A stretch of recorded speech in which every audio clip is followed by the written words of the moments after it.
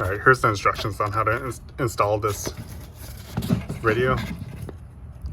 I try to look through here and it's pretty confusing.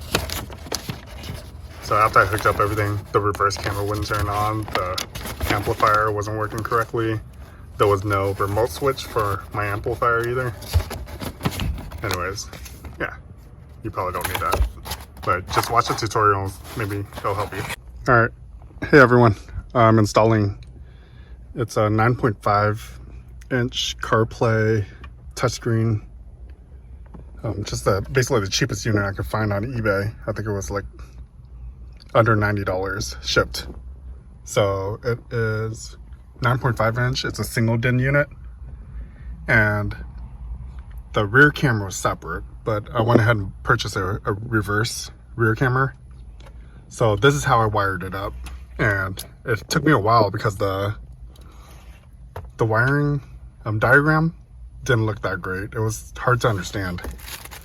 So this is the wiring diagram they gave me. But if you look at this, nowhere does it say rear view input for, I guess, the power, so it automatically switches. So what I did was I connected the reverse camera to the pink wire.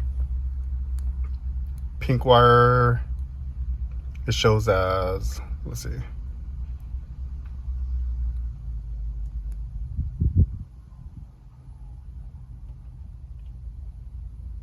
parking sensor control wire. So I don't have parking sensors, so I went ahead and plugged. So if you look right there, this wire is coming from the reverse camera.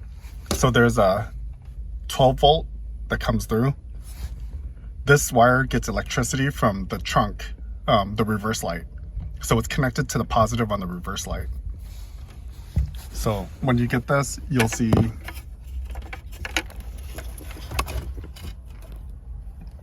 there's an input for the camera, which that's the correct spot right there.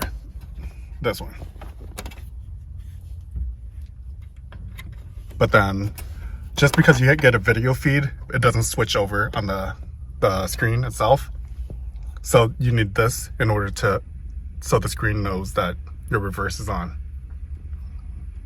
And basically this was what I had difficulty doing, because I hooked up this wire with the camera and everything on the back, but it wasn't switching over until I connected this. So this red wire connected to the pink. What else? There was no blue. This harness, this radio doesn't have a blue remote wire in order to turn on my amplifier. So with that, I went ahead and connected the remote wire right here. This blue wire goes to my amplifier, and I connected it to 12 volt switch, accessory switch. So whenever you turn the key on right here, this gets 12 volt power. So it works kind of like a remote, and then that's when the amplifier will kick on as well. Yellow, 12 volt constant. Black is of course ground. What other wires did I hook up? That's basically everything for the power portion of it. And then these 8 wires right here are just speaker wires. So I used white and gray. This car only has front speakers and then a rear subwoofer. It doesn't have rear speakers at all. So I'm not using the green or the purple. Antenna plugs in there. And oh, subwoofer. So the audio output towards the subwoofer is this middle one right here.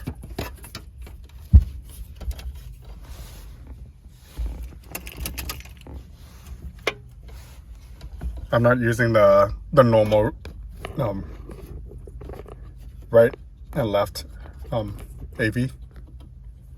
Those are outputs as well, and those will work as well, but I went ahead and just connected to subwoofer, and it seems to be hitting pretty hard. And I think that's all I really needed. There's a spot for a microphone, I believe, right there. And in order to turn on CarPlay, I actually had to plug in USB to the front of the deck. But let's go ahead and reinstall the deck. Okay, so I went ahead and put the top back on the car, so then you don't see as much glare. There's still a little bit of reflection, but this is where the USB plug goes in, and it charges and connects your I have an iPhone, so it connects my iPhone to CarPlay. All right, so I'm going to demonstrate. So turn on the car. I'm not starting it all the way, just so the radio kicks on. And you can hear the subwoofer, or the amp just kicked in. This is the welcome screen. It's pretty generic looking. Select radio comes on. I'll turn the volume off so I don't get in trouble for random music playing. Alright, so you have radio. You can connect your Bluetooth to your phone, and then you can play music from your phone direct like that without connecting the wire in. What else? I didn't load any music in here, so there's no memory card. There's a memory card slot on the bottom right here, and then I'm guessing you can put a memory card in, go to Explorer, and browse whatever files you have in there. Maybe I can load like a wallpaper or something, so then maybe the startup screen will look better than this generic one. Let's go ahead and plug in the phone.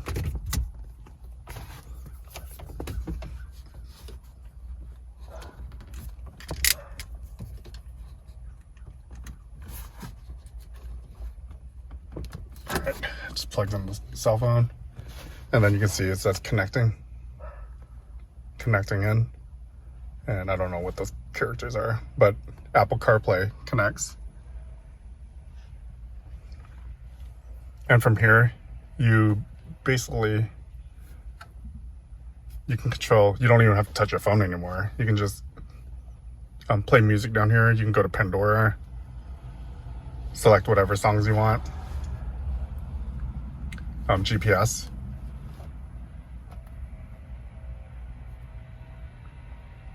You can call people. And this is the main screen where it has the navigation, whatever music you're playing.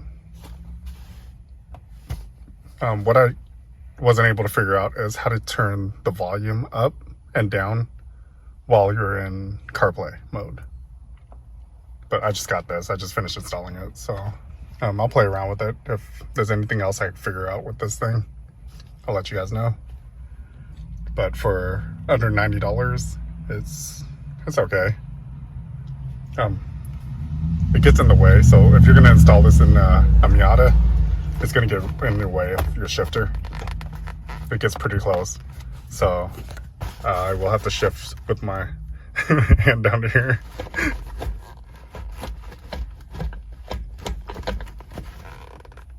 Yeah, so it's not the best. Oh, there's the reverse camera. It automatically goes into reverse now. Reverse camera whenever you reverse. That's basically everything. Thanks for watching.